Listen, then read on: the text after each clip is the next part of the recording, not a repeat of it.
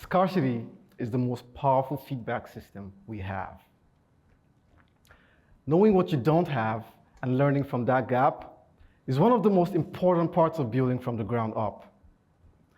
When you don't have money, every mistake hurts. When you don't have time, inefficiency becomes obvious. When you don't have a safety net, feedback is immediate. At first, that feels painful if you think about it. But over time, you realize it's also this kind of training.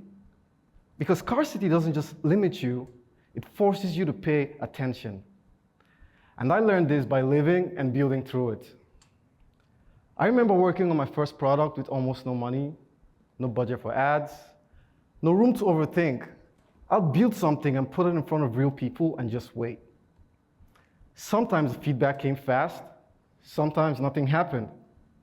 But in that silence was its own kind of answer. And what surprised me was this: quality improved. Not despite the constraints, but because of them. You see, when you have almost nothing, bad ideas tend to fail quickly. They don't get meetings, they don't get extended timelines. There is no room for error. And this experience constraints forces us to ask ourselves better questions. Does what I'm doing solve a real problem? Who does this truly help? What breaks if this fails? That's feedback. And feedback, not comfort, is what creates quality in products, in systems, and in people. A lot of us believe we don't have what it takes to start.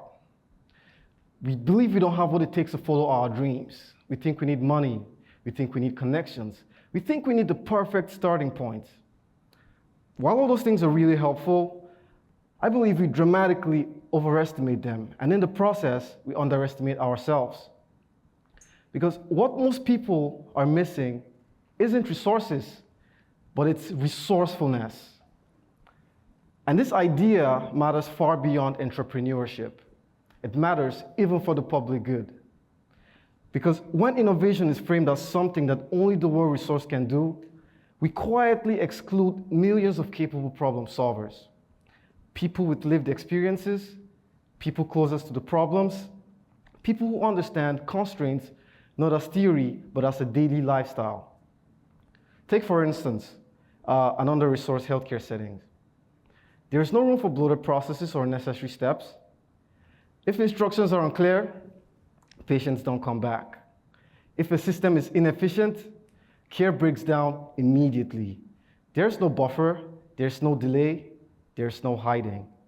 Feedback is constant, and solutions must work in real conditions, not ideal ones. That's why some of the most resilient systems in the world come from some of the most constrained environments. This isn't because the people there are more talented. This isn't because they're lucky, but it's because the feedback is unavoidable and the tragedy we have to learn from. The tragedy isn't scarcity.